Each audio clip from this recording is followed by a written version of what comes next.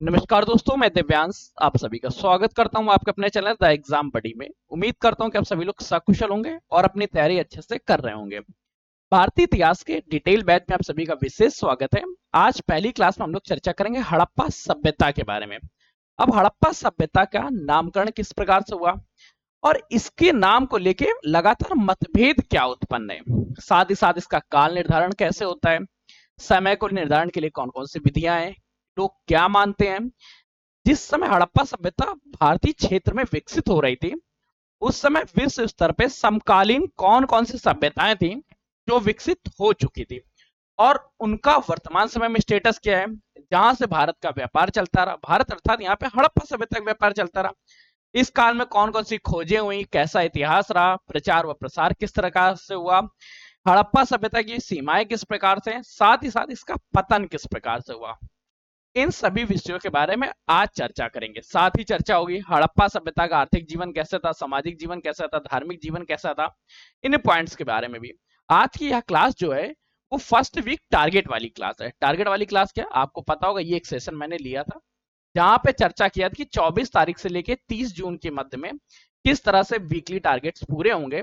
और आप किसी भी एग्जाम की तैयारी कर रहे हो, चाहे यूपी ट्रिपल एस सी की तैयारी कर रहे हो, यूपी पुए की तैयारी कर रहे हो, आपका एसएससी का एग्जाम लगा, अगर 60 दिन बाद कोई एग्जाम है और उसमें सब्जेक्ट्स आते हैं तो 60 दिन में आपका जीके जीएस कंप्लीट होना, रीजनिंग कंप्लीट होना, कंप्यूटर कंप्लीट होना, यूपी जीके कंप्लीट होना और इन्हीं के साथ साथ रीजनिंग और मैथ का कोर्स भी कवर कराना।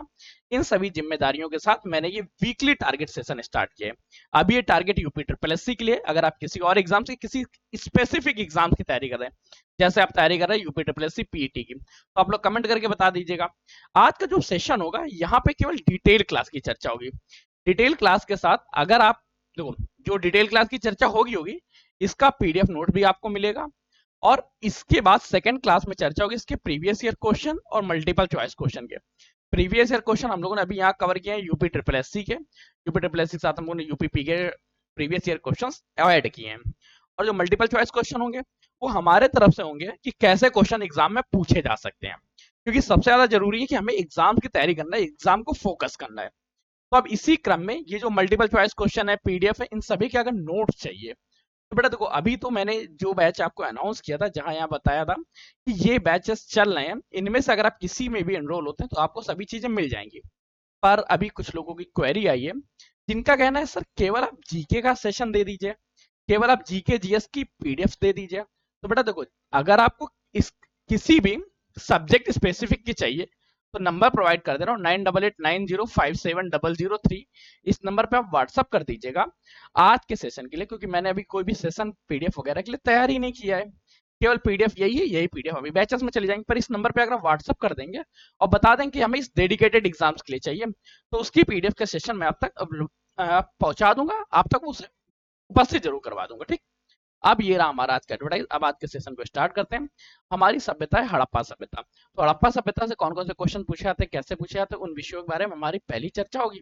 चलो सबसे पहले देखते हैं हड़प्पा सभ्यता के बारे में कि हड़प्पा सभ्यता के बारे में पॉइंट्स कौन कौन से रहेंगे। दो बेटा, आज की जो पूरी क्लास है, इस पूरी क्लास में हम लोग कुछ पॉइंट्स को देखेंगे। सबसे पहले जैसे हड़प्पा सभ्यता तो है ही, इसका नाम कैसे हुआ, प्रचार व प्रसार कैसे होता है, इसके समकालीन सभ्यताएं कौन सी थी, खोज व इतिहास कैसा रहा, पतन के कारण क्या है, विशेषताओं में हम लोग पढ़ेंगे हड़प्पा सभ्यता के विषय में किसका आर्थिक जीवन कैसा था, यहाँ पे जो सामाजिक जीवन था वो कैसा रहा, यहाँ के सांस्कृतिक जीवन कैसा रहा।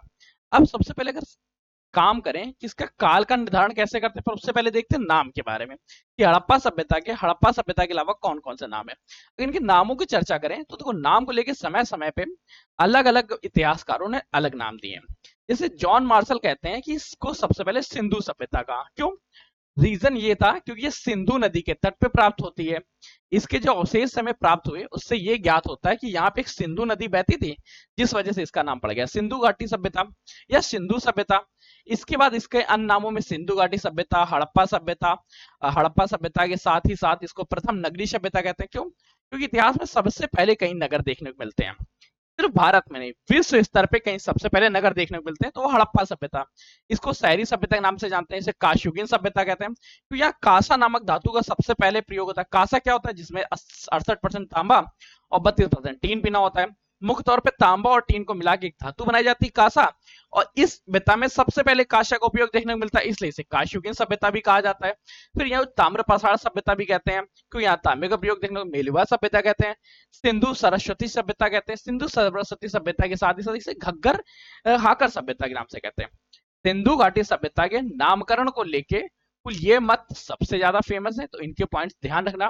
सिंधु घाटी सभ्यता, हड़प्पा सभ्यता, प्रथम नगरी सभ्यता, शहरी सभ्यता, काशयुगीन सभ्यता, ताम्रपाषाण सभ्यता, मेलुवा सभ्यता, सिंधु सरस्वती सभ्यता।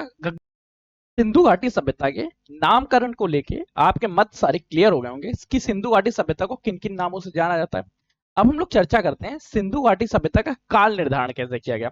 काल निर्धारण की मुख्य तौर पे दो विधियां हैं, एक कार्बन डेटिंग के आधार पे, एक इतिहासकार। डिपेंड करता है कि इतिहासकार वहां के साक्ष्यों को पढ़ के क्या बताते हैं। अगर कार्बन डेटिंग के आधार पे देखेंगे तो कार्बन डेटिंग के आधार पे सिंधु घाटी सभ्यता का टाइम पीरियड आता है 3500 बीसी से लेके 1300 बीसी। बीसी क्या है? Before Christ. याद रखो, आपसे क्वेश्चन पूछा जाएगा C14 के आधार पे सिंधु घाटी सभ्यता या हड़प्पा सभ्यता या मेलुवा सभ्यता या नगरी सभ्यता या शहरी सभ्यता का काल पीरियड क्या है? तो 3500 से लेके 1300 बीसी तक। अब इस कालक्रम में सिंधु घाटी सभ्यता को मुख्य तौर पे तीन भागों में बांटा गया। एक पूर्व हड़प्पा सभ्यता, दूसरी परिपक्व जब हो गई, और तीसरी उत्तर सभ्यता। उत्तर सभ्यता मतलब ये सिंधु घाटी का चलन हो रहा था, सिंधु घाटी सभ्यता धीरे धीरे डाउनफॉल में आ रही थी। जो पूर्व सभ्यता थी, ये पूर्व सभ्यता का टाइम पीरियड तो माना गया है 3500 से लेके 3500 से लेके 2600, लगभग 900 वर्षों के पास 3600 से 1900 तक का जो है वो सिंधु नगरी सभ्यता है, और 1900 से लेके 1300 का जो टाइम पीरियड है ये पतन का सभ्यता है।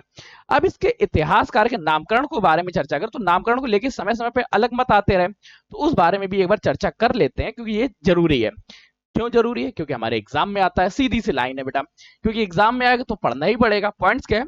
अगर सर मार्टिन व्हीलर के अनुसार चर्चा करें तो उनके अकॉर्डिंग 2500 से लेके 1750 तक सिंधु घाटी सभ्यता का काल पीरियड माना जाता है। सिंधु घाटी सभ्यता का काल पीरियड कब से कब तक माना जाता है? ये माना जाता है 2500 से लेके 1750 तक। वहीं अगर डीपी अग्रवाल जी के अनुसार माने तो डीपी अग्रवाल जी मानते हैं इसकी सभ्यता के टाइम पीरियड है 3250 से लेके 1750 बीसी तक। जॉन मार्शल मांगते हैं 3250 से लेके 1750। मैके महोदय जी मानते हैं 2800 से लेके 2500 बीसी तक। एमएस वत्स की चर्चा करें तो वो मानते हैं 3500 से लेके 2500 बीसी तक। डेल्स की चर्चा करें वो 2900 से 1900 तक। अर्नेस्ट मैके 2800 से लेके 2500 तक। कैन की चर्चा करें तो वो मानते हैं 1350 से लेके 1700 ईसी तक और बीसी तक। और फेरस सर्विस की चर्चा करें तो 2000 से लेके 1500।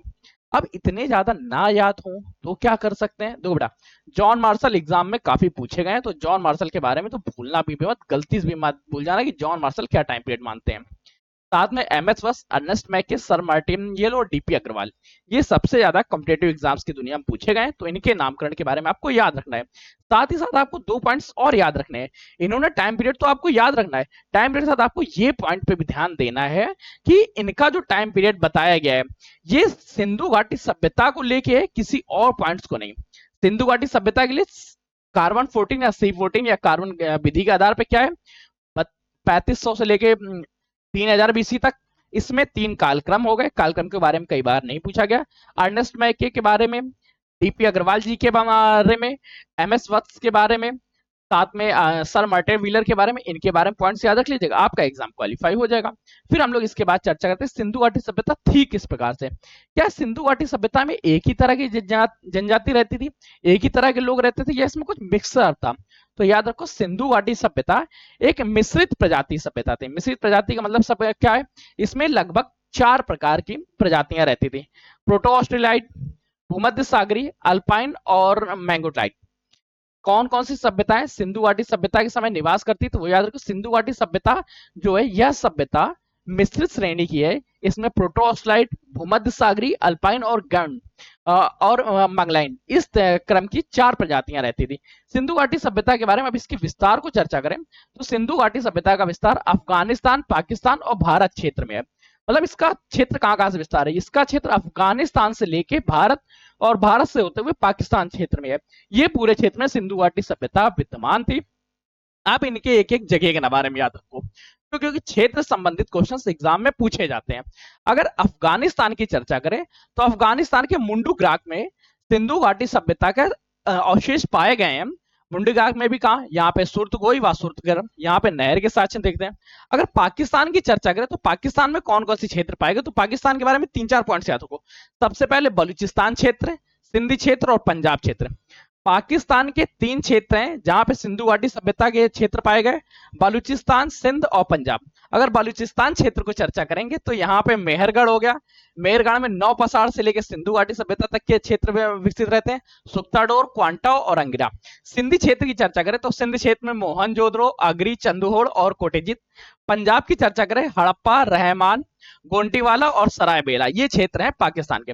अफगानिस्तान के कहां पे, अफगानिस्तान के कंफर्म रखो, मुंडीगाक। मुंडीगाक में क्या कहा, सुरतदोई और शोरतदोई। सुरतदोई को ही सुरतदोई कई जगह लिखा गया, कई तक सुरतदोई रखा गया है। यहाँ पे हमें नहर के साक्ष्य देखने को मिलते हैं। पाकिस्तान की चर्चा करें तो पाकिस्तान में बलूचिस्तान, सिंध क्षेत्र और पंजाब क्षेत्र। अब अगर भारत की चर्चा करें, क्योंकि आप जब यूपी भारत के एग्जाम्स देंगे तो आपको भारत की तो एक डिटेल याद रखिए। भारत में पंजाब, जम्मू कश्मीर, हरियाणा, राजस्थान, गुजरात, ये क्षेत्र प्रसिद्ध हैं।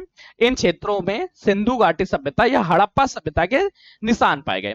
अब जम्मू कश्मीर की चर्चा करें तो जम्मू कश्मीर में कहां पाए गए, जम्मू कश्मीर के मांडा में चिनाव नदी के तट पे, रोपड़ व संगोला पंजाब के, हरियाणा में राखीगढ़ी और बनावली, राजस्थान के कालीबंगा में। गुजरात की चर्चा करें, गुजरात में कच्छ का रण और खंबात के रण में सिंधु घाटी सभ्यता या हड़प्पा सभ्यता के अवशेष पाए गए। कच्छ के रण में मुख्य तौर पे कौन से, कच्छ के रण में हम देखेंगे धौलावीरा, सूतकोट के बारे में, देशलपुर के बारे में, खंबात के बारे में चर्चा करेंगे, लोथल, रंगपुर और प्रवशान के बारे में। अब इसकी अगर सीमा की चर्चा करें तो सिंधु घाटी सभ्यता का जो सबसे पूर्वी क्षेत्र है वह हिंडन नदी पे, पश्चिमी क्षेत्र का है दाशक नदी पे। याद रखो, सिंधु घाटी सभ्यता कहां से कहां तक फैली है, सिंधु घाटी सभ्यता हिंडन नदी से लेके दशक नदी तक फैली हुई है। ये 2 पॉइंट्स याद रखो, सिंधु घाटी सभ्यता कहां से कहां तक फैली हुई है, ये फैली है हिंडन नदी से लेके दशक नदी तक। अगर क्षेत्र की चर्चा करें तो पूर्व में इसके मेरठ से लेके उत्तर प्रदेश, मेरठ, आलमगीरपुर से लेके बलूचिस्तान, सुरकोट तक। उत्तर की चर्चा करें तो उत्तर में इसके चिनाव नदी और दक्षिण में प्रवरा नदी। उत्तर में ये जम्मू कश्मीर मांडा तक, दक्षिण में दैमापुर तक फैली थी। पूर्व से पश्चिम के लगभग 1400 किलोमीटर की दूरी और उत्तर से दक्षिण में 1600 किलोमीटर की दूरी है। सिंधु घाटी सभ्यता का क्षेत्र कंफर्म होगा, किन किन क्षेत्रों में पाई जाती है सिंधु घाटी सभ्यता, भारत, पाकिस्तान और अफगानिस्तान क्षेत्र में विकसित है। अफगानिस्तान में मुंडकी गोर, पाकिस्तान में बलूचिस्तान, सिंध और पंजाब क्षेत्र, भारत का जम्मू कश्मीर, पंजाब, हरियाणा, राजस्थान और गुजरात क्षेत्र। अब गुजरात के कच्छ और खंबात के बारे में, फिर हम लोगों ने चर्चा की सिंधु घाटी की सीमा के बारे में। अब चर्चा करते हैं कि जब भारत में सिंधु घाटी सभ्यता थी उस दौरान विश्व में क्या चल रहा था, क्या विश्व में जीवन था, क्या विश्व में कोई सभ्यता पनप रही थी या नहीं पनप रही थी, उस बारे में देखते हैं। तो समकालीन सभ्यताओं को देखते हैं, जैसे मेसोपोटामिया की सभ्यता, मिस्र की सभ्यता, यूनान की सभ्यता। और ये पॉइंट ध्यान रखना, ये सारी सभ्यताओं के अवशेष भी वर्तमान समय में लगभग क्षीण हो चुके हैं, परंतु सिंधु घाटी सभ्यता इतनी उन्नत सभ्यता थी कि इसके सभी चीजें हमें लगभग सेम दशा में मिली है, अगर लोगों ने खनन में करके समाप्त नहीं किया। अब क्या है, मेसोपोटामिया की सभ्यता की चर्चा करें तो मेसोपोटामिया की सभ्यता जो थी वो दजला फरात क्षेत्र में थी। साथ में टिग्रिस सभ्यता के समान है, ये इराक, ईरान, सीरिया और तुर्की क्षेत्र में फेमस है। तुर्की जिसको तुर्की के नाम से भी जानते हैं वर्तमान समय, हड़प्पा सभ्यता से 12 गुनी बड़ी थी, पर यह विनाश हो गई।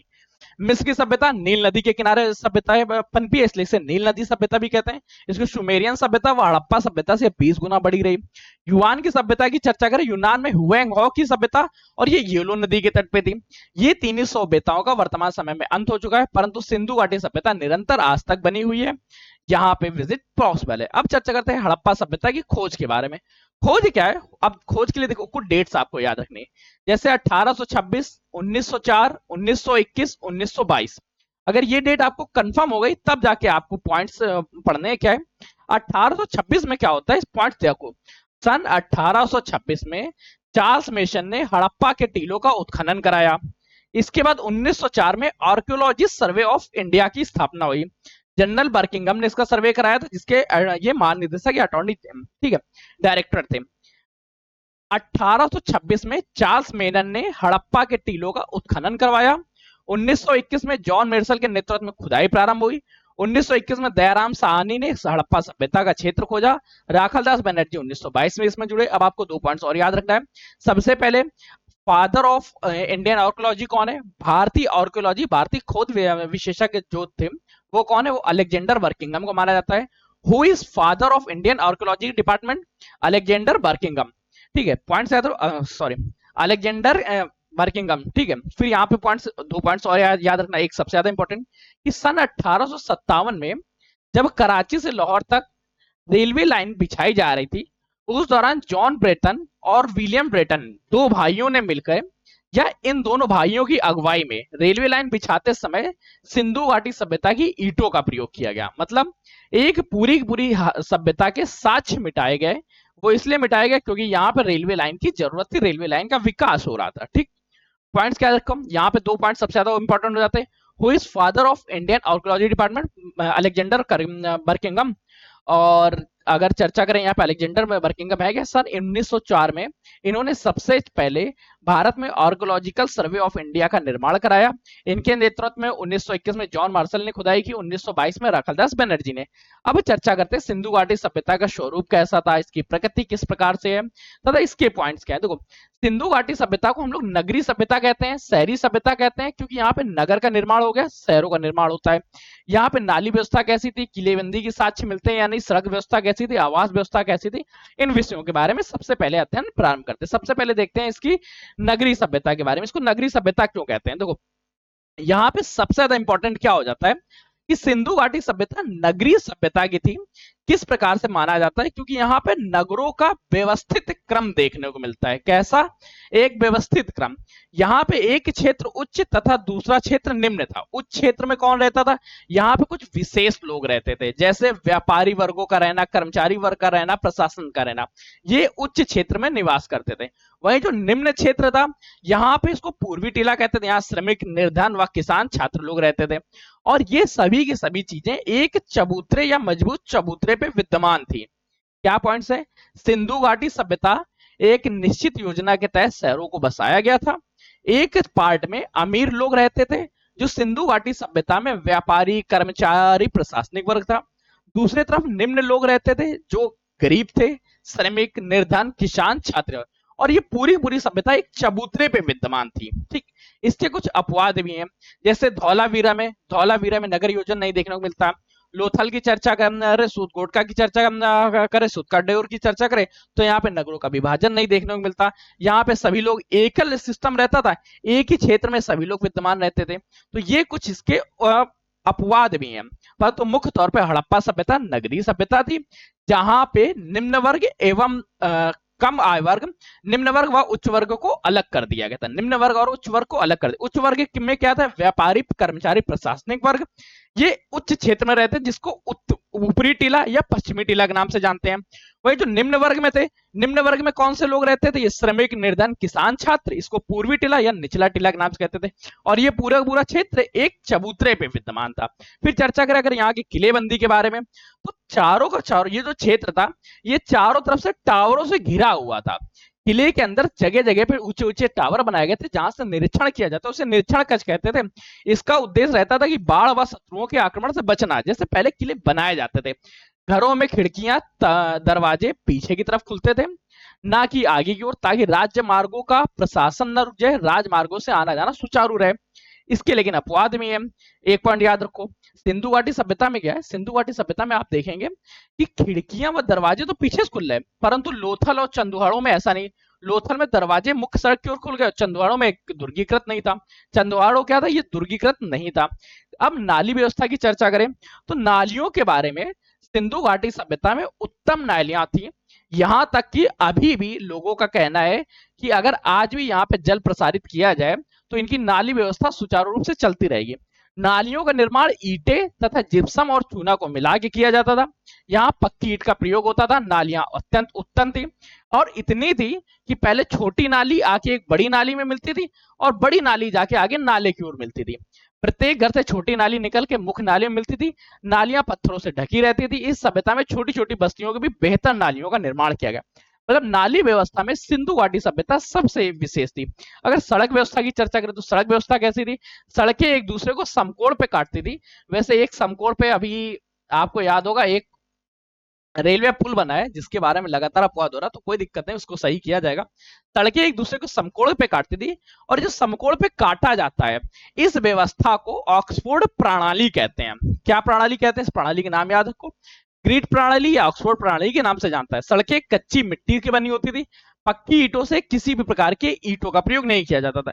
पक्की ईंटों से सड़कें नहीं बनाई जाती थी, केवल नालियां बनाई जाती थी, और सड़क का निर्माण कच्ची मिट्टी से होता था। और अगर आवास व्यवस्था की चर्चा करें, लगभग सभी घर उपयोगितावाद के हिसाब से थे, मतलब घरों में एक मंजिला के पाए जाते थे, लेकिन यहाँ पे आंगन, रसोई, स्नानागार, टॉयलेट, कुआं, ये सभी की सभी चीजें विद्यमान थी। मतलब यहाँ पे घर एक मंजिला के हो, दो मंजिला या बहुमंजिला हो, परंतु उसमें उपयोगितावाद एवं आवास की सभी चीजें उपलब्ध होंगी और सभी चीजों का ख्याल रखा जाता था। अब हड़प्पा सभ्यता की कुछ विशेषताओं के बारे में पढ़ना चाहें तो ये पॉइंट्स भी यहाँ पे ध्यान रखिएगा, क्योंकि इससे संबंधित क्वेश्चंस पूछे जाएंगे कि हड़प्पा सभ्यता का आर्थिक जीवन कैसा था, सामाजिक जीवन कैसा था, सांस्कृतिक जीवन कैसा था, राजनीतिक जीवन कैसा था। अगर हड़प्पा सभ्यता के सामाजिक जीवन, आर्थिक जीवन को पढ़ेंगे तो आर्थिक जीवन में धन की प्राप्ति कहां से होती थी? कृषि से होती थी, पशुपालन से होती थी, शिल्प से होती थी, वाणिज्य से होती थी। इसमें से कृषि सबसे बड़ा क्षेत्र था।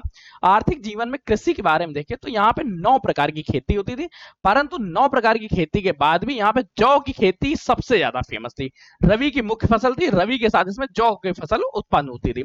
इस समय कुल 9 प्रकार की खेती का वर्णन मिलता है। मुख्य फसल रबी की फसल थी। खेतों को जोतने के लिए लकड़ी के हलों का प्रयोग किया जाता था। बनावली में मिट्टी पाए गए हैं।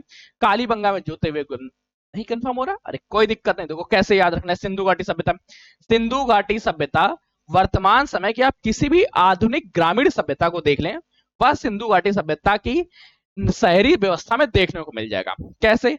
सबसे पहले वहां पे कृषि हो रही होगी, और कृषि उन्नत तरीके से हो रही होगी। उन्नत तरीके क्या है? वहां पे हल का प्रयोग किया जाएगा।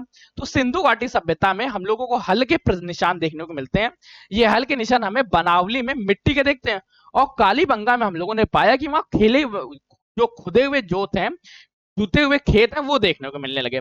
यहाँ पे चावल की भी मुख्य तौर पे खेती होती है। किसकी खेती हो रही थी? चावल की खेती हो रही थी। चावल की खेती के साक्ष्य हमें कहां से मिलते हैं? ये साक्ष्य हमें देखने को मिलते हैं लोथल व रंगपुर से। लोथल व रंगपुर से हमें चावल की खेती के साक्ष्य देखने को मिलते हैं। खेती पर यहाँ पे अभी प्रकृति पर डिपेंड थी। वर्षा और नदी के जल द्वारा सिंचाई होती थी। सिंचाइयों के कृत्रिम साधन का भी प्रयोग किया गया था, जिसमें नहरों का निर्माण किया गया। नहरों और तालाबों का निर्माण किया जाता था। धौलावीरा में तालाब और सुरतदुई में नहर का प्रयोग। गेहूं, जौ, राई, तिल, सरसों, कपास खेती के साक्ष्य हैं। साक्ष्य कौन कौन से मुख्य तौर पे ध्यान रखना, ये आपसे पूछा जाएगा कि सिंधु घाटी सभ्यता में कौन कौन सी फसलें मुख्य तौर पे पाई जाती थी? गेहूं, जौ, रवि, राई, तिल, सरसों, कपास। साथ ही लोथल में हमें चावल के भी साक्ष्य देखने को मिले।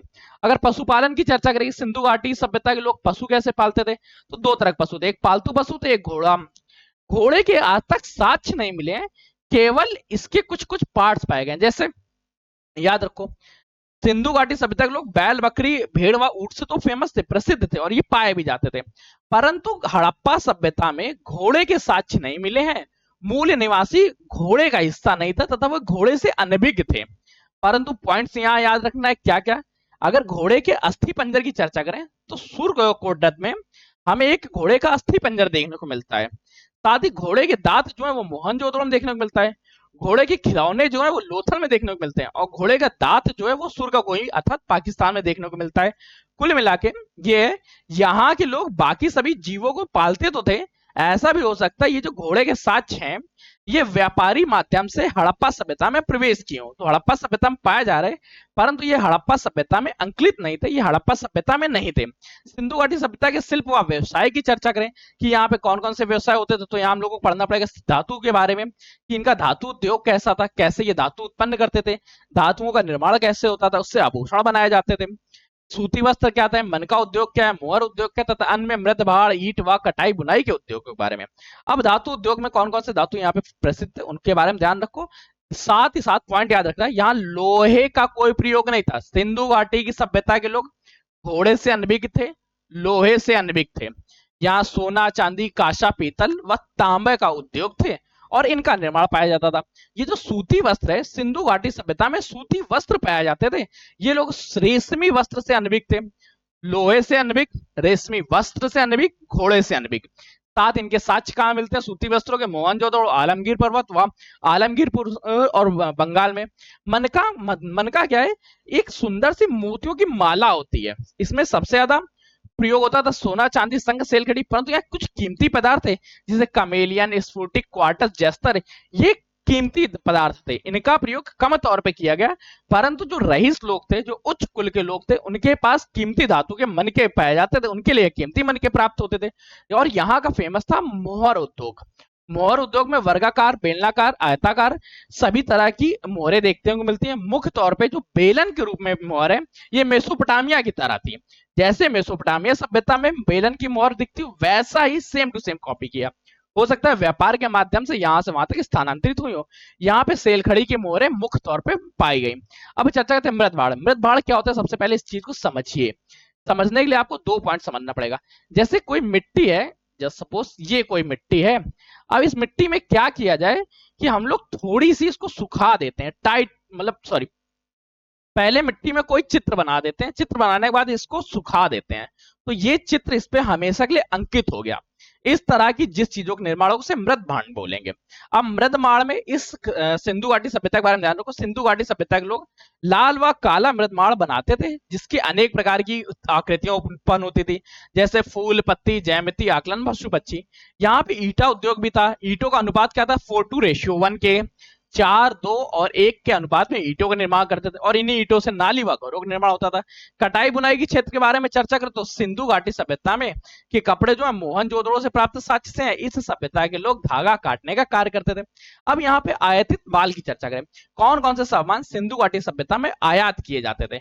जैसे टिन हो गया, तांबा हो गया, चांदी हो गया, सोना हो गया, सीसा हो गया, शिलाजीत हो गया, जज लालवर्त था, सेलखिड़ी, नील रत्न, नीलमणि, हरितमणि, शंख व कोड़ियां। टिन की चर्चा करें तो टिन यहाँ पे आयातित होता था अफगानिस्तान और ईरान से। तांबा खेतड़ी, राजस्थान व बलूचिस्तान से आयातित होता था। चांदी की चर्चा करें तो चांदी का आयात यहाँ पे ईरान और अफगानिस्तान से होता था। सोने का आयात यहाँ अफगानिस्तान, फारस और दक्षिण भारत से होता था। शीशे का आयात यहाँ पे ईरान, अफगानिस्तान, राजस्थान, अजमेर से होता था। शिलाजीत का जो आयात था यह हिमालय क्षेत्र से होता था। लाल जद की चर्चा करें तो इसका आयात मेसोपोटामिया व बदस्खा से होता था। बालूचिस्तान, राजस्थान और गुजरात क्षेत्र से सेलखड़ी का आयात होता था।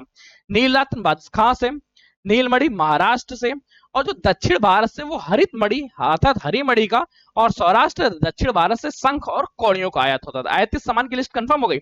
एक बार इसको और देख लीजिएगा। मैं आपको एक बात बता देता हूं जो बहुत ज्यादा इंपॉर्टेंट है।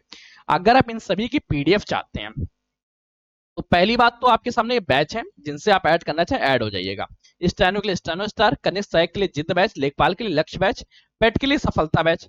पर अगर आप चाहते हैं कि केवल जीएस सेक्शन की पीडीएफ आपको मिल जाए तो मैं आपको एक नंबर प्रोवाइड कर दे रहा हूं अभी 9889057003। इस नंबर पे आप टाइप कर दीजिएगा कि जीके जीएस की practice, GK GS detailed plus previous year questions या प्रैक्टिस सेट्स वहां पे फिर आपको प्रोवाइड करा दी जाएंगी। कैसे, उसके लिए बाद में प्रोसेस देखेंगे। अभी मैंने इसके कोई पर्टिकुलर सब्जेक्ट्स के लिए प्रोसेस नहीं बनाया, इसके लिए मुझे प्रोसेस बनाना पड़ेगा। अभी बैचेस हैं, अगर आप बैच से जुड़ते हैं तो 60 डेज मैराथन क्लास के रूप में 60 डेज में कंप्लीट कोर्स कराया जाएगा, प्रैक्टिस से रिवीजन कराया जाएगी। अब हम लोग चलते हैं फिर से सिंधु घाटी सभ्यता के बारे में, क्योंकि सिंधु घाटी सभ्यता का व्यापार पढ़ लेते हैं, क्योंकि व्यापार बहुत इंपॉर्टेंट हो जाएगा। बिजनेस ही सबसे ज्यादा जरूरी चीज है क्या? हड़प्पा सभ्यता में व्यापार किस प्रकार से था, इसका स्वरूप कैसे थे, साक्ष्य कहां से देखने मिलते हैं, सिंधु घाटी सभ्यता का व्यापार कैसे, यहाँ पे यातायात के साधन कैसे थे, बंदरगाह कैसे हैं, माप और तौल कैसे होती थी, वस्तु विनिमय था या धन की तरह से, जैसे हम लोग अभी क्रय विनिमय अन्य पद्धतियों का यूज करते थे, वस्तु विनिमय था क्या था, उस बारे में पढ़ते हैं। सबसे पहले व्यापार का स्वरूप देखें तो सिंधु घाटी सभ्यता में आंतरिक और बाह्य दोनों तरह का व्यापार होता था। मतलब सिंधु घाटी सभ्यता के लोग गांव और शहरों में तो बिजनेस करते ही करते थे, साथ ही साथ यहाँ पे मेसोपोटामिया से, लोथल, मेसोपोटामिया, फारस से, और फारस और मेसोपोटामिया से मुख्य तौर पर व्यापार यहाँ देखने को मिलता था। फारस की खाड़ी में, लोथल में हमें सिक्का मिलता है फारस की खाड़ी के, कालीबंगा में हमें मेसोपोटामिया का सिक्का मिलता है। मतलब यहां से इनके मध्य व्यापार रहता था। इस सभ्यता में कुछ लोग गांव के अंदर व शहरों तक भी व्यापार करते थे। इस सभ्यता में गांव व शहर में रहने वाले लोग आपस में भी व्यापार करते थे। अगर व्यापार के साक्ष्य की चर्चा करें तो दो तरह के प्रूफ दिखते हैं। एक लिखित, जो सरगौन शिलालेख में लिखा हुआ है। एक उत्खनन से क्या प्राप्त होता है? उत्खनन से हमें प्राप्त होता है तीन मुख्य तौर से क्षेत्र, जो पूर्व में 3 क्षेत्रों के साथ व्यापार करते थे, जैसे देमपुर बहरीन के साथ करता था, मकरान पाकिस्तान और मेलवा हड़प्पा सभ्यता के बारे में ये कहा गया। मोहनजोदड़ो तथा आलमगीर से मेसोपोटामिया की बेलनाकार मोहरें देखने को मिली। वहीं लोथल से फारस की सिक्के देखने को मिले। फारस की खाड़ी में जो सिक्के प्रयोग होते वो लोथल से देखने को मिले। मेसोपोटामिया सभ्यतावासी अपने पूर्व के 3 क्षेत्रों के साथ व्यापार करते थे, सीलमपुर, मकरान तट और मेलवा से। यहाँ से मोहनजोदड़ो मेसोपोटामिया सभ्यता का व्यापार होता था, ठीक। साथ ही साथ मोहनजोदड़ो तथा आलमगीर पर्वत में करते थे। लोथल से फारस की खाड़ी और कालीबंगा से मेसोपोटामिया के सिक्के प्राप्त हुए। तो ये मुख्य तौर पर यहाँ के 7 हो गए। अब इसके स्थलों की चर्चा करें तो यहाँ पे स्थल उर, निपुर, लोगस, यहाँ से मेसोपोटामिया की सभ्यता में हमें हड़प्पा सभ्यता की मोहरें देखने को मिलती हैं। व्यापार किस किस चीज का करते थे? ये लोग सोने का व्यापार करते थे, चांदी का करते थे, तांबे का करते थे, कीमती पत्थर लाजवर्द का करते थे। साथ ही साथ ये चीजें आयातित करते थे, वहां से लेते थे। सोना अभी हम लोग बाकी एक बार डिटेल कर चुके हैं। निर्यात कीमती धातु, हाथी के दांत, तांबे की वस्तुएं, सूती वस्त्र, काली लकड़ी, मोर पंख, अनाज, इसको ये निर्यात करते थे। साधन क्या थे? या तो बैलगाड़ी से चले जाते थे या नाव से जाते थे। नाव से जाएंगे तो बंदरगाह का निर्माण होगा। बंदरगाह कहाँ कहाँ देखने को मिलते हैं? पाकिस्तान में देखने को मिलते हैं, साथ में भारत में। भारत में मुख्य तौर पर नागेश्वर, प्रमासपटन, लोथल और अंगदराव, ये थे बंदरगाह। नागेश्वर, प्रमासपटन, लोथल, ये गुजरात के, और साथ ही साथ महाराष्ट्र का अंगदराव। वहीं पाकिस्तान के सोतकाडोर, सोतका को, बालाकोट और अलादीनो, ये बंदरगाह कहाँ के थे? ये बंदरगाह पाकिस्तान के थे। माप और तौल की चर्चा करें तो याद रखो, सिंधु घाटी सभ्यता के लोग माप और तौल में भी उन्नत थे। ये दोगुना का आधार या आधा करके बाट बनाते थे। साथ ही साथ बाटों को 16 गुणे 16 की इकाई में इन्होंने डिस्ट्रीब्यूट कर रखा था। मोहनजोदड़ो में कांसे का एक तराजू देखने को मिलता है। लोथल में एक कांसे का स्केल देखने को मिलता है। पॉइंट्स कंफर्म हो गए। माप में भी ये कंफर्म थे, साथ ही साथ तौल में, माप और तौल दोनों करते थे। माप करने के लिए स्केल की जरूरत होती है, जो हमें देखने को मिलता है लोथल में। लोथल में एक देखने को मिलता है जो यहाँ पे कांसे का स्केल देखने को मिला। और तराजू कहाँ पे? तराजू मोहनजोदड़ो में। पॉइंट्स याद रखना, क्या क्या पॉइंट्स याद रखना है? सबसे पहले ध्यान रखना है, लोथल में कांसे का स्केल प्राप्त हुआ, मोहनजोदड़ो में कांसे का तराजू प्राप्त हुआ। यहाँ विनिमय किस प्रकार से होता था? विनिमय मतलब धन का स्थानांतरण कैसे होता था? क्या वस्तु विनिमय था या यहाँ पे धन से विनिमय होता था? याद रखो, हड़प्पा सभ्यता मुख्य तौर पर वस्तु विनिमय आधारित था। कुछ विद्वानों का मत है यहाँ मोहरों का प्रयोग मुद्रा के रूप में भी किया जाता था। मोहरों का भी प्रयोग किया जाता है, ऐसा भी मत है, परंतु ज्यादातर लोग मानते हैं यहाँ वस्तु विनिमय प्रणाली थी। तो वस्तु विनिमय पे हम लोग टिक लगाएंगे। हम लोग एग्जाम देने जाएंगे, इतिहासकार नहीं बनना है, केवल हम लोग को अपना सही जवाब देना है। हड़प्पा सभ्यता में वस्तु विनिमय प्रणाली प्रचलित थी, परंतु अधिकांशतः विद्वानों को मानता है मोहरों का मूल्यांकन के लिए किया जाता था, परंतु इस बारे में नहीं। यहाँ अगर समाज व्यवस्था की चर्चा करें तो समाज व्यवस्था में हम लोग क्या पढ़ेंगे? वर्ग का विभाजन कैसे है, मानवीय समूह कैसे, मात्र सत्तात्मक समाज था या नहीं था, असमानता कैसे, मृतक संस्कार कैसे थे, सभ्यता में वस्त्र कैसे पहने जाते, यहाँ पे प्रेम किस प्रकार से होता था, सौंदर्य प्रेमी थे या नहीं थे, मनोरंजन के साधन थे या नहीं थे, साक्षरता व लिपि के बारे में। सबसे पहले वर्ग विभाजन के बारे में चर्चा करें तो यहाँ योद्धा, विद्वान, व्यापारी व कामकार। कामकार में किसान, मजदूर व शिल्पकार। सबसे ज्यादा पावरफुल कौन रहता था? पावरफुल योद्धा रहते थे, फिर विद्वान, फिर व्यापारी व फिर कर्मकार। कर्मकार यहाँ का सबसे दबा हुआ था, कुचला हुआ था। अब अगर यहाँ पे मानवीय समूहों के बारे में चर्चा करें तो अभी जैसे हम लोगों ने पढ़ा था, यहाँ मुख्य तौर पे 4 प्रमुख समूह थे। एक भूमध्य सागरी, अल्पाइन, प्रोटो ऑस्ट्रेलियाइड और मंगोलाइड। मंगोलाइड की चर्चा करें तो मंगोलाइड्स के बारे में एक पॉइंट्स कहा जाता है, मोहनजोदड़ो में इनकी योगी की प्रतिमा देखने को मिलती है। ये योगी की भांति देखने को मिलते हैं। और प्रोटो ऑस्ट्रेलाइड की चर्चा करें, सिंधु घाटी सभ्यता में आने वाली सबसे पहली जनजाति थी। ये इनकी कांसे की प्रतिमा देखने को मिलती। अल्पाइन संख्या में बहुत कम थे और भूमध्य सागरी मुख्य तौर पर माना जाता है इनकी संख्या सबसे ज्यादा थी। सबसे ज्यादा जनसंख्या किसकी थी? सबसे ज्यादा जनसंख्या थी भूमध्य सागरी की। और सबसे पहले कौन आया था? वो आया था प्रोटो ऑस्ट्रेलियाइड। सबसे कम अल्पाइन की। और जो मंगोलाइड समूह था ये योगी प्रजाति का था। अब चर्चा करते हैं अल्पाइन के बारे में, एक पॉइंट डिटेल देख लो। अल्पाइन के बारे में इतना याद रखो, ये गुजरात, महाराष्ट्र, कर्नाटक और तमिलनाडु में मुख्य तौर पर पाए जाते हैं। वहीं प्रोस्टो ऑस्ट्रेलाइड की चर्चा करें तो प्रोस्टो ऑस्ट्रेलाइड सिंधु घाटी सभ्यता में आने वाली प्रथम जनजाति थी। आज भी यह भारत में SC/ST के रूप में विद्यमान है और मोहनजोदड़ो से कांसे की एक प्रतिमा अर्थात मूर्ति प्राप्त होती है। मंगोलाइड्स की चर्चा करें तो मंगोलाइड्स भारत के सिक्किम, भारत, म्यांमार और चटगांव की पहाड़ियों पर आज भी पाए जाते हैं। साथ ही साथ ये जो थे इनके मुख्य तौर पे योगी की प्रतिमा पाई जाती। और मात्र इनका समाज कैसा था? समाज का स्टेटस क्या था? याद रखो, जैसे अभी वर्तमान समय में सत्ता पितृ सत्तात्मक हो चुकी है, इनके यहाँ सत्ता मात्र सत्तात्मक थी। विद्वानों का ऐसा मानना है कि सिंधु घाटी सभ्यता के लोग, हड़प्पाई सभ्यता के लोग मात्र सत्तात्मक समाज था। समाज में बड़ी संख्या में, रीजन क्या है, रीजन बस इतना सा दे सकते हैं कि अभी यहाँ बड़ी मात्रा में, बड़ी संख्या में मात्र देवियों की मूर्ति देखने को मिलती है, मात्र देवताओं की मूर्ति नहीं देखने को मिलती है। सभ्यता में नरसंहार के हथियार भी प्राप्त हुए। अगर असमानता के तथ्यों की चर्चा करें कि यहाँ कौन कौन सी चीजें अनकॉमन थी, पहले बड़े बड़े घर, साथ ही साथ उसे निचले टीले का भी पाए गए। यहाँ पे खाद्यान्न प्रणाली में अंतर काफी था, कुछ के पास ज्यादा धन था, कुछ के पास धन ही नहीं था। विद्वानों का मानना है हड़प्पा सभ्यता के लोग असमानता के तत्व विद्वान थे। यहाँ पे मृतक का संस्कार कैसे किया जाता था? मृतक का संस्कार तीन तरह से होता था। एक पूर्ण समाधान, जिसको पूरी तरह सजा जला दिया जाए, एक आंशिक समाधान तथा एक दाह संस्कार। आंशिक समाधान में क्या होता था कि जब इंसान मर जाता था तो उसे ऐसे खुले क्षेत्र में रख देते थे, जिसके बाद पशु पक्षी आके उसे खा लेते थे। फिर जो बचा खुचा पार्ट था, कल परसों में जो बच जाए, उस पार्ट को दफना दिया जाता था। और पूर्ण समाधान क्या है, इसको पूरी तरह दबा दिया जाता था या पूरी तरह से दहन कर दिया। सौंदर्य प्रेमियों की चर्चा करें तो सौंदर्य प्रेमी कैसे थे? सिंधु घाटी सभ्यता में हम लोगों को मुख्य तौर पे सिंदूर देखने को मिलता है, जिसको नौसारों के नाम से जानते हैं। लिपस्टिक देखने को मिली, सोना चांदी तांबे आदि के आभूषण देखने को मिले। हड़प्पा सभ्यता में तो हम लोग दर्पण या मतलब शीशा देखने को मिलेगा। केस विन्यास मतलब केसों को सही करने के लिए कंघा देखने को मिला। यहाँ क्या क्या देखने को मिला? यहाँ पे हम लोगों को नौशारों अर्थात सिंदूर देखने को मिला, लिपस्टिक देखने को मिला, सोने चांदी का आभूषण देखने को मिले, कंघा देखने को मिला। कंघा के साथ ही यहाँ पे शीशा भी देखने को मिला। वस्त्रों की चर्चा करें तो सिंधु घाटी सभ्यता के लोग कैसे वस्त्र पहनते थे? ये सूती वस्त्र पहनते थे, धागे से बने हुए वस्त्र पहनते थे। धागे से बनाने के लिए जिसका प्रयोग करते थे उसे तकली बोलते हैं, तकली का प्रयोग करके ये धागा बनाते थे। परंतु यहाँ के लोग रेशमी वस्त्रों से अनभिज्ञ थे, अर्थात ये रेशम का प्रयोग नहीं करते थे। ये पॉइंट ध्यान रखने। मनोरंजन के साधन क्या थे? यहाँ पे मनोरंजन के साधन थे सिगार खेलना, नृत्य करना, संगीत खेलना, शतरंज पासा खेलना। साक्षरता की चर्चा करें कि पढ़े लिखे क्या थे, तो याद रखो सिंधु घाटी सभ्यता की लिपि को अभी तक पढ़ा नहीं जा सका है, ये पॉइंट ध्यान रखना। सिंधु घाटी सभ्यता की लिपि को अभी तक नहीं पढ़ा जा चुका है, परंतु इसके चित्रात्मक लेख को पिक्टोग्राफी कहते हैं। इसमें लिखावट क्या होती है? देखो, पहले आप चलेंगे लेफ्ट से राइट, राइट चलने के बाद राइट से लेफ्ट आ जाएंगे, मतलब हाथ को यहां से यहां मूव करने के लिए इतना टाइम नहीं, डायरेक्ट वहां पहुंचे, वहां से लिख के इधर आ गए। इस सभ्यता में लगभग 400 से लेके 875 के आसपास अक्षर प्राप्त हुए हैं। सबसे बड़े जो अक्षर प्राप्त हुए वो धौलावीरा से प्राप्त हुए, जहां के अक्षर हड़प्पा सभ्यता से हैं। ये क्या है, एक सेकंड। और फिर चर्चा करते हैं सिंधु घाटी सभ्यता की संस्कृति के बारे में।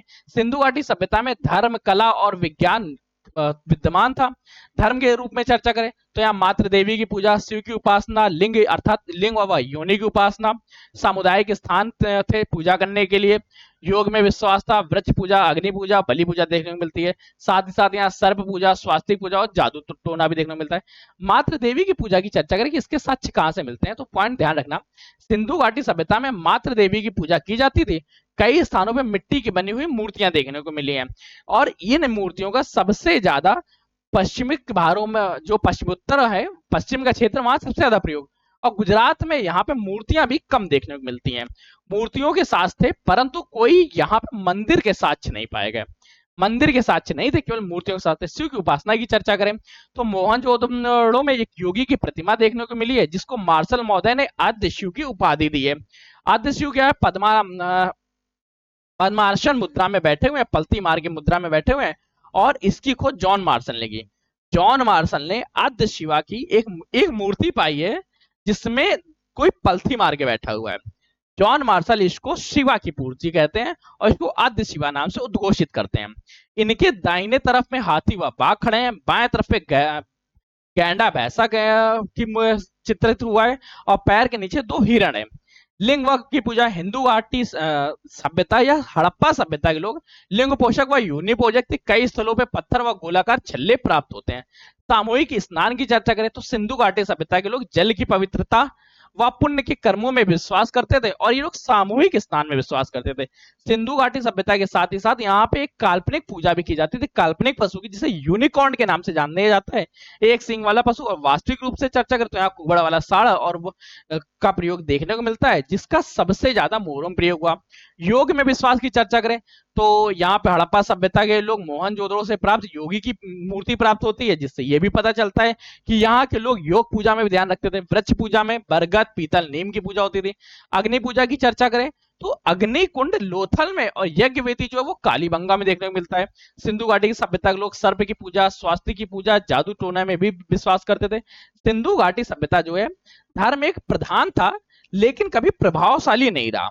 यहाँ के लोग हमेशा कर्म कांडों में विश्वास नहीं करते थे। ये लोग मानते थे कि कर्म ही प्रधान है, जैसा हम कर्म करेंगे वैसे फल भुगतेंगे। जहां धर्म था, धर्म के अकॉर्डिंग चलना था। परंतु भारत में सबसे ज्यादा मंदिर कला निर्माण का विकास मौर्य तल काल में हुआ। ये पॉइंट्स अलग से याद रखना। सिंधु घाटी सभ्यता में मंदिर के साक्ष्य नहीं मिलते हैं। धर्म था परंतु मंदिर नहीं था। मूर्तियों की पूजा करते थे, मूर्ति का निर्माण करते थे, परंतु खुद की इच्छा के लिए। ये पॉइंट ध्यान रखना। धर्म में पुजारी वर्ग सर्व वर्चस्वशाली था, जबकि इसकी समकालीन सभ्यता मेसोपोटामिया में मंदिर व पुजारी के केंद्र देखने मिलते हैं। स्थापत्य कला की चर्चा करेंगे, मतलब हड़प्पा सभ्यता में कैसा स्थापत्य रहा। तो याद रखो, हड़प्पा कला जो सभ्यता वो उत्तम थी, जैसा कि ऐसा विश्व में कोई दूसरी सभ्यता नहीं थी उस समय। हड़प्पा सभ्यता के नगर नियोजन 21वीं सदी में ब्रिटेन की तुलना में भी अच्छे हैं। धातु मूर्ति की पूजा करें, धातुओं में इसमें कांसा, तांबा, पीतल से निर्मित मूर्तियां की श्रेणी देखने को मिलती है। इसको बनाने के लिए तकनीक लुप्त हो चुकी है, जिसको लॉर्ड वैक्स मेथड से बनाया जाता था। नई पॉइंट्स कंफर्म हो रहा कोई नहीं। यहाँ पे तांबा, कांसा, पीतल की मूर्तियां देखने को मिलती है। इसको, ये जो मूर्तियां थी, इसको लॉस्ट वैक्स टेक्निक बोलते थे। लॉस्ट वैक्स टेक्निक मतलब क्या, इसको इतना गर्म कर दिया जाता था कि वो एकदम पिघल जाता था मोम की तरह, फिर उसको साँचे में ढाल के बना लिया जाता था मूर्ति। प्रस्तर की मूर्तियों की चर्चा करें, प्रस्तर की मूर्ति कुछ पत्थरों की मूर्ति देखने को मिलती है, जैसे मोहनजोदड़ो में योगी की मूर्ति। सिरवीन एक मूर्ति देखने को मिलती है जो लाल बलुआ पत्थर व सल्विक पत्थर की बनी हुई है। इस सिरवीन मूर्ति है। कुछ विद्वान इसे जैन दिगंबर की भी मूर्ति मानते हैं। नृत्य और संगीत की चर्चा करें तो हड़प्पा सभ्यता में नृत्य और संगीत प्रचलित था। कई नृत्य की मूर्तियां देखने को मिलती है। मोहनजोदड़ो में मोहनजोदड़ो से प्राप्त नर्तकी की कांस्य की प्रतिमा भी है। अगर मृद मूर्तियों की चर्चा करें तो मृद मूर्तियां क्या है, हड़प्पा सभ्यता के लोग मृद मूर्तियों का निर्माण करते थे, जिसमें मातृ देवी, पशु पक्षियों, खिलौने आदि की मूर्ति थी। मोहरों का निर्माण होता था। यहाँ की अगर प्रौद्योगिकी, चिकित्सा, खगोल विज्ञान, धातु के बारे में चर्चा करें तो गणित के तौर पर क्या था, याद रखो यहाँ का गणित भी उत्तम था। उत्तम का मतलब फर्स्ट क्लास तो नहीं, बहुत अच्छा नहीं, पर डेवलप्ड था, क्योंकि यहाँ पे ईंटों का निर्माण एक आकृति में होता था, 4:2:1, अर्थात ये इस बारे में सजग थे कि कैसी रखनी है। बाट की प्रणाली चर्चा करें, कैसे बाट, वो 16:7 में। लोहे की कांसे की स्केल और कांसे का तराजू भी देखने को मिलता है हम लोग। खगोल विज्ञान के बारे में चर्चा करें तो हड़प्पा सभ्यता के लोग समयों और मौसमों के अकॉर्डिंग फसलों का उत्पादन करते थे। इस आधार पर हमें लगता है कि हड़प्पा सभ्यता के लोगों को नक्षत्रों एवं ऋतुओं की भी जानकारी थी। धातु रसायन की चर्चा करें तो हड़प्पा वासी जो है वो उच्च ताप पे धातुओं को गलाने की तकनीक को विकसित किया था, जिसके साथ ही तांबा टिन को मिलाकर नई धातु कांसा बना ली गई थी। साथ ही साथ इसमें स्केल का तराजू देखने को मिलता है, मूर्तियां देखने को मिलती हैं।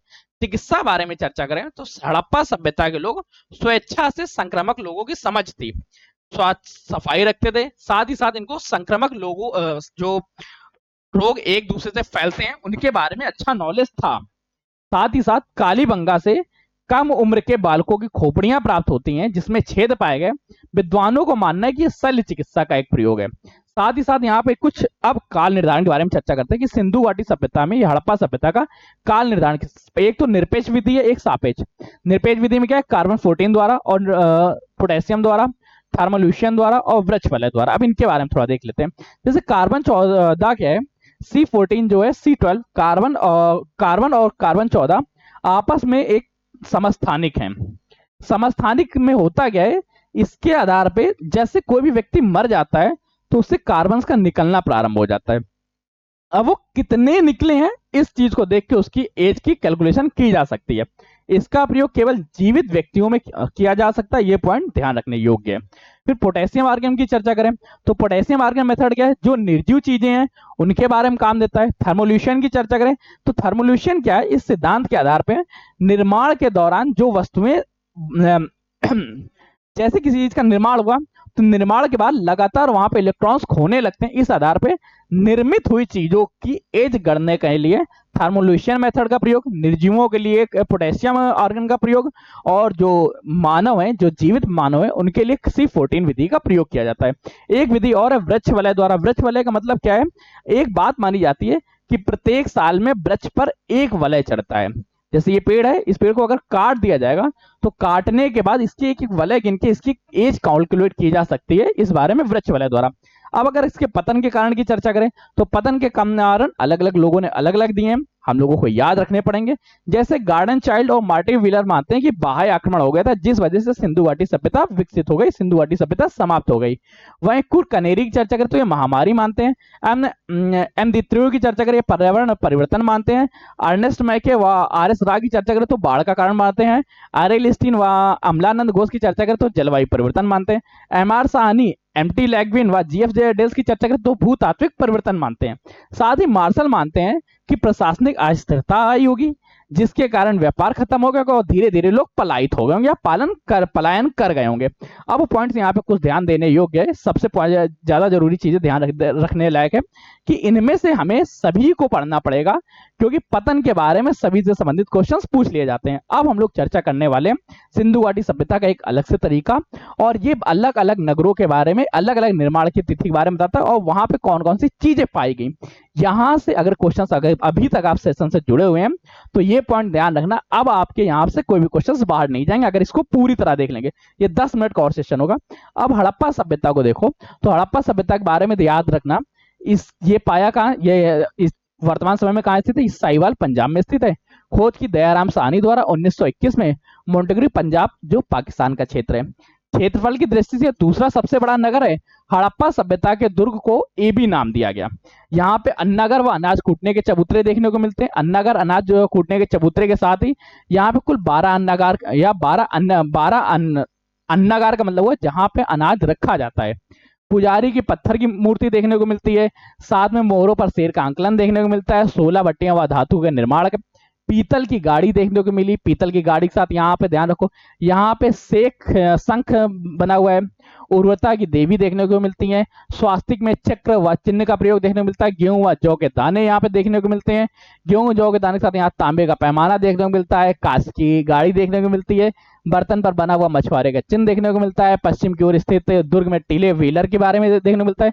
तांबे का इक्का और तांबे का टुकड़ा, साथ ही साथ ईंटों के चबूतरे और गरुड़ चित्रित मुद्रा। अब आपसे क्वेश्चन पूछा जाएगा, ये ध्यान रखना और इसको भूलना भी नहीं है। कैसे कि 12 अन्नागार कहां पाए गए? 12 अन्नागार हड़प्पा सभ्यता में पाए गए। या नगरों के दक्षिण में कब्रिस्तान R37 नाम का कब्रिस्तान कहां पाया गया? R37 नाम का कब्रिस्तान हड़प्पा में पाया गया। ठीक। मोहनजोदड़ो की चर्चा करें तो मोहनजोदड़ो में लरकान सिंध क्षेत्र पाकिस्तान में खोज किसने की? राखालदार बनर्जी ने। सबसे बड़ा नगर है। जब सबसे बड़ा नगर है तो सबसे बड़ी इमारत विशाल अन्नागार यहाँ पाया गया। मुद्रों पर अंकित पशुपति शिव की मूर्ति पाई गई। सूती वस्त्र पाए गए। 21 मानव कंकाल पाए गए परंतु यहाँ पे कोई भी कब्रिस्तान नहीं है। मिट्टी का तराजू पाया गया। नकली स्थान व सिंधु का बाग भी इसे कहा जाता है। साथ ही सिंधु नदी के तट पे अलंकृत रूप से यह फेमस है। यहाँ क्या सार्वजनिक स्नानागार पाए गए। दोनों सिरों पे सीढ़ियां थी। पानी, गंदा पानी निकालने का रास्ता था। धर्म अनुष्ठान वगैरह संबंधी जब भी होते तो यहाँ पे स्नान होता था। साथ में महोदय मार्शल इसको तत्कालीन विश्व का एक आश्चर्य मानते हैं। क्या ये जो विशाल अन्नागार, देखो आपसे क्वेश्चन पूछा जाएगा, विशाल स्नानागार कहाँ पाया गया? विशाल स्नानागार मोहनजोदड़ो में पाया गया। इसकी वेड्थ कितनी थी, लेंथ कितनी थी, डेप्थ कितनी थी, भूल भी जाना पर ये याद रखना इसका प्रयोग, इसके दोनों तरफ से सीढ़ियां थी और गंदा जल निकालने का समुचित साधन उपस्थित था। चंदुआड़ों की चर्चा करें, चंदुआड़ों में क्या पाया गया? तो चंदुआड़ों खोज किसने की? गोपाल माजुमदार ने की, अर्नेस्ट मैके ने की। यहाँ पे मनके की माला देखने को मिलती है, उसका पूरा कारखाना देखने को मिला। कुल मिला के बिजनेस क्षेत्र था। एक मुद्रा में 3 घड़ियाल व 2 मछलियां देखने को मिली। एक मात्र स्थान है जहां पे वृक्काकार अर्थात गोल ईंटों का निर्माण हुआ। लिपस्टिक का प्रयोग देखने को मिला। कंगा, काजल, उस्तरा का प्रयोग देखने को मिला। औद्योगिक नगर है ये। झूकर जाकर संस्कृति के साक्ष्य मिलते हैं। बिल्ली व कुत्तों के पैरों के निशान है। मणिकारी मोहर देखने को मिलती है। भार व माप के बारे में। यहाँ पे कारखाने बनाने के स्थान, एकमात्र स्थान जहाँ वृक्क, नहीं समझ में आ रहा, याद रखो क्या पॉइंट्स हमें खुद नहीं समझ में आया। वृक्क का क्या? चंदुआड़ो वृक्क का मतलब होता है गोल। एकमात्र ऐसा स्थान जहां पे गोल ईंटें पाई गई। एन गोपाल majumdar ने इसकी खोज की, उन्होंने इसका खोज की। इसके बाएं तट पे ये चीजें पाई गई। सूतका डोर की चर्चा करें, 1927 में सर अर्नेस्ट स्टाइल ने, दाशक नदी बलूचिस्तान में स्थित है, मिट्टी की चूड़ियां देखने को मिलती है, घोड़े के अस्थि पंजर, मानव अस्थि राख से बना हुआ बर्तन, बेबीलोन से व्यापार के साक्ष्य देखने को मिलते हैं, दुर्ग प्राकृतिक चट्टानों के यहाँ पर ऊपरी हिस्सा है, कच्ची ईंटों के मकान इत्यादि देखने को मिलते हैं। लोथल की चर्चा करें तो लोथल की खोज 1954 से 55 के दौरान एस.आर. राव ने की, अहमदाबाद गुजरात में स्थित है ये। प्रमुख बंदरगाह की था यहाँ पे। यहाँ जल प्रबंधन के साधन देखने को मिलते हैं। उत्तर पश्चिमी किनारे का समाधि स्थल है, क्षेत्र देखने को मिलता है। मनके का निर्माण कारखाना, मनका कैसे बनता है उसका कारखाने देखने को मिलता है। चावल का उससे देखने को मिलते हैं, बाजरे का साक्ष्य देखने को मिलते हैं, तांबे का कुत्ता देखने को मिलता है, पूर्व की में हाथी देखने को मिलता है, धान की भूसी देखने को मिलता है, फारस की मुद्रा, गढ़ीवाद दोनों रक्षा प्रवृत्ति देखने को मिलते हैं। अब लोथल क्या है? लोथल एक क्षेत्र है जहां पे मक्के, धान, बाजरे, तांबे का कुत्ता, पूर्व में हाथी, इनके क्षेत्र देखने को मिलते हैं, इनके निशान देखने को मिलते हैं। रंगपुर की चर्चा करें, रंगपुर माधवदास द्वारा खोजा गया। यहाँ पे कहा, यह है कहाँ? अहमदाबाद गुजरात में। क्षेत्र कंफर्म हो गया, क्षेत्र कंफर्म हो गया, बाकी चीज याद रखो। कच्ची ईंटों व नालियों का निर्माण, ज्वार बाजरा के साथ, धान की खेती के साथ, साथ ही साथ जो रंगपुर है वो उत्तर हड़प्पा कालीन सभ्यता के साक्ष्य यहाँ पे देखने को मिलते हैं। सूतका डोर की चर्चा करें तो सूतका डोर क्या है? ये सरस्वती नदी पर स्थित है। सरस्वती नदी कच्छ गुजरात में देखने को मिलती है। इसकी खोज किसने की थी? सूतका डोर की खोज जागल पर्वत जोशी जी द्वारा की गई। ये पॉइंट ध्यान रखना। यहाँ पाए क्या जाते हैं? यहाँ पे तांबे की कुल्हाड़ी, मिट्टी से निर्मित चूड़ियां, तराजू का पलड़ा, साथ ही साथ सरस्वती नदी और घोड़े के अस्थि पंजर व कलश के क्षेत्र पाए गए। इन चीजों के अवशेष यहाँ पाए गए, ये चीजें यहाँ पे पाई गई। इन चीजों से संबंधित क्वेश्चन मुझे राखी गढ़ी की चर्चा करें तो सूरजमान हिसार में घग्गर ताम्र उपकरण पाए गए। हड़प्पा लिपि पाई गई, वो भी यहाँ का मुद्रा, हड़प्पा सभ्यता की एक मुद्रा पाई गई जहां से हड़प्पा सभ्यता में किस तरह से लेखन कार्य हो उसके बारे में नॉलेज मिलती। वैसे हड़प्पा कला की आज तक सभ्यता को पढ़ा नहीं जा सका, ये बारे में याद रखना। ये नवीनतम शोधों के अनुसार सबसे बड़ा सैंदो क्षेत्र था। अब धौलावीरा की चर्चा करें, धौलावीरा की खोज 1990-91 में रविंद्र सिंह बिष्ट ने की और 67-68 में जेपी जोशी द्वारा की गई। यहाँ पे एक लंबा जलाशय पाया गया, शैलकृत जलकुंड पाए गए। यहाँ का जो किला था वो 3 वर्गों में विभाजित था, किला, मध्य नगर व निचला नगर। विशाल जलाशय पाए गए। हड़प्पा सभ्यता में बड़े आकारों वाले 10 चिन्हों वाले एक शिलालेख पाए गए। बनावली की चर्चा करें, ये आर.एस. बिष्ट द्वारा खोजी गई, हिसार हरियाणा में। यहाँ पर क्या था? यहाँ पे 3 प्रकाश, यहाँ ये संस्कृति पे अगर प्रकाश डालेंगे तो पाक सैंधव, विकसित सैंधव तथा उत्तर सैंधव। नहीं समझे? देखो क्या है, यहाँ की संस्कृति के 3 स्टेज देखने को मिलते हैं हमें। एक विकसित होती हुई, एक उत्तर और एक प्राचीन के बारे में। पक्की ईंटों का यहाँ निर्माण होता है, पक्की ईंटों का प्रयोग किया गया। मिट्टी का हल देखने को मिला, तांबे के बाद बैलगाड़ी व पहियों के निशान। कालीबंगा की चर्चा करें, कालीबंगा में जो है, कालीबंगा 1953 में अलकमानंद घोष द्वारा इसकी खोज हुई। साथ ही साथ इसको बीके अय्यर जी ने 1960 में ब्रजवासी लाल द्वारा खोज। राजस्थान गंगानगर में स्थित है, यहाँ भूकंप के साक्ष्य देखने को मिलते हैं। प्राचीन संस्कृति, प्राचीन सरस्वती नदी के भी यहाँ साक्ष्य देखने को मिलते हैं। कालीबंगा के भवन में कच्ची ईंटों का निर्माण किया गया, सेल खमनड़ी मिट्टी का प्रयोग व जूते हुए खेतों का साक्ष्य। लकड़ी की नाली, युग्म समाधियां, चूड़ियां, अलंकृत व नवकासी ईंटें, बेलनाकार मोहरे, 7 अग्निवेदिकाएं व सिलबट्टा। अब 7 अग्निवेदिकाएं इस बार ज्यादा पूछी जा सकती है, तो पॉइंट याद रखो। कहां पाया गया? ये कालीबंगा में पाया गया। फिर चर्चा करते हैं मांडा। मांडा सतलज नदी पे 1982 में खोजा किसे? जगपन जोशी जी द्वारा, रूपनगर जम्मू कश्मीर के। सबसे उत्तरी स्थल था ये। साथ ही साथ यहाँ पे गतिवास, गहनों का जाखिरा देखने को मिलता है। इसके 3 स्तर हैं, पाक सैंधव क्षेत्र, विकसित क्षेत्र व उत्तरकालीन क्षेत्र। एक छुरा बाढ़ग्रस्त क्षेत्र था ये। साथ ही साथ यहाँ कुल्हाड़ी के अवशेष पाए गए या कुल्हाड़ी प्राप्त हुई। रोपड़ की चर्चा करें, 1950 यज्ञ दत्त शर्मा जी द्वारा सतलज नदी के बाएं किनारे पे आलमगीर मेरठ में आजाद भारत का पहला उत्खनित क्षेत्र, कुत्ते के मालिक के साथ दफनाने के साक्ष्य मिलते हैं। फलक व तांबे की कुल्हाड़ी, आभूषण, मोर व गिलहरी के साथ सभ्यता का यह अंतिम अवस्था थी। मन के पिंड, मिट्टी के बर्तन देखने को मिलते हैं। कुछ बर्तनों पर त्रिभुज, मोर, गिलहरी आदि की चित्रकारी की गई। बालाकोट की चर्चा करें तो पूर्व हड़प्पा सभ्यता के अवशेष, सिपों की कार्यशाला, एक बंदरगाह के रूप में बालाकोट है क्या? जो बालाकोट है ये यहाँ का एक बंदरगाह था। तो इस पॉइंट को याद रखना, ये बंदरगाह है। फिर आमरी की चर्चा करें। आमरी एक पहला स्थल है जहां पे पाक सभ्यता का परिवर्तन चिन्ह देखने को मिलता है। दामापुर प्रवरा नदी के किनारे अहमदनगर महाराष्ट्र में रथ चलाता हुआ मनुष्य, ताड़, गैंडे इनकी आकृतियां, मृदमाण सेंधो सभ्य लिपि तस्करी, साथ में यहाँ पे प्याले के साथ मिल गए। सोदका गुड़ की चर्चा करें, सोदका गुड़ पूर्व में स्थित है।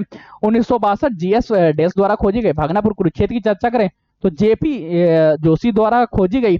साथ ही यहाँ पे सफेद, काले व आसमानी रंग के कांच की चूड़ियां, तांबे की चूड़ियां, साथ ही साथ यहाँ पे कांच की मिट्टी देखने को मिलती है। तो ये पूरा का पूरा सेशन था जहां पे हम लोगों ने चर्चा की हड़प्पा सभ्यता, सिंधु घाटी सभ्यता, नवीन सभ्यता, नगरी सभ्यता के बारे में। साथ ही साथ हम लोगों ने चर्चा की शहरी, गग्गर, मेलवा इन सभ्यताओं के बारे में। अब इस सभी सभ्यताओं से संबंधित क्वेश्चंस कंफर्म हो गए। आज के इस सेशन में यहाँ पे हम लोगों ने सभ्यताएं चर्चा की, इसके प्रीवियस ईयर क्वेश्चंस के बारे में ये पॉइंट्स की चर्चा हो गई। अब अगर आपको ये पूरी पीडीएफ चाहिए, जस्ट सपोज आप चाहते हैं कि ये पीडीएफ आप प्राप्त करें, तो इस पीडीएफ को पाने के लिए क्या करना है, ये थोड़े से बैचेस हैं। अगर इनमें से कोई बैच नहीं है, आप नहीं चाहते कि इनमें से कोई बैच लें या इनमें से कोई बैच आपके काम का, आप यूपीडब्ल्यूएससी की नहीं तैयारी कर रहे, आपको केवल यही चाहिए, तो 9889057003 नंबर नहीं दिख रहा, कोई नहीं यार, जब ना दिखे तो यहाँ पे लिख देते हैं 9889057003। इस नंबर पे आप टेक्स्ट कर दीजिएगा कि आपको जीके जीएस की पीडीएफ चाहिए, तो मैं आप लोगों की कंप्लीट एक व्यवस्था करा दूंगा जहां पे केवल जीके जीएस की सारी पीडीएफ आप लोगों को मिल जाया करें। कैसे होगा, एक्चुअली अभी तक हम लोगों ने इसके बारे में कुछ सोचा नहीं, मैं इसके लिए एक प्रॉपर पीडीएफ बैच ही अनाउंस कर दूंगा जहां पे केवल पीडीएफ से मिल जाएगा। जीके जीएस की पीडीएफ अलग हो जाएंगी, आपके रीजनिंग की पीडीएफ अलग हो जाएगी, हिस्ट्री की हाँ सब्जेक्ट यही तो है, हिंदी सब्जेक्ट हिंदी रखे हो जाएंगे, कंप्यूटर की पीडीएफ हो जाएंगे। अगर आप लोगों के कमेंट्स आएंगे तो ऐसा किया जाएगा, वरना नहीं। सेशन कैसा लगा बताइएगा, दोस्तों के साथ शेयर करिएगा, चैनल पर सब्सक्राइब कर लीजिएगा। सबसे ज्यादा जरूरी चीज है कि आप कम से कम 10 दोस्तों के साथ शेयर करें, अपने स्टेटस पे लगाएं। आपके पास जितने भी ग्रुप्स हैं उन सभी ग्रुप्स में इस वीडियोस को शेयर करिए। अगर आप ऐसा करते हैं तो हमारी मनोकामनाएं, हमारा जो मोटिवेशन है वो बढ़ता है। अब आपका एक सब्सक्रिप्शन से क्या होता है, देखिए जस्ट सपोज आपने एक सब्सक्राइब बटन दबाया, आपके सब्सक्राइब बटन, आपके कमेंट्स और आपके लाइक से क्या होता है, हमारा मोटिवेशन बढ़ता है, और जितना मोटिवेशन होता है उतना मन करता है कि और वीडियोस बनाए और वीडियोस बनाए। जितना जल्दी कंटेंट खत्म होगा, 60 दिन का तो मैंने टारगेट लिया है कि 60 डेज में कंप्लीट कोर्स कराएंगे, केवल कोर्स ही करना है, कोर्स के साथ बाकी तैयारियों के विषय में सारे प्रीवियस ईयर क्वेश्चंस, मतलब सिलेक्शन लेना है हमें, तो सिलेक्शन लेने के लिए थोड़ी सी आप हमारी मदद, थोड़ी हम आपकी मदद करते हैं। मिलते हैं नेक्स्ट सेशन में नई जानकारी के साथ, तब तक के लिए कीप स्टडी, कीप स्माइलिंग, पढ़ते रहिए, मुस्कुराते रहिए, पढ़ाई मुस्कुराहट एक साथ अच्छी लगती है, अकेले में दोनों अधूरे। धन्यवाद दोस्तों।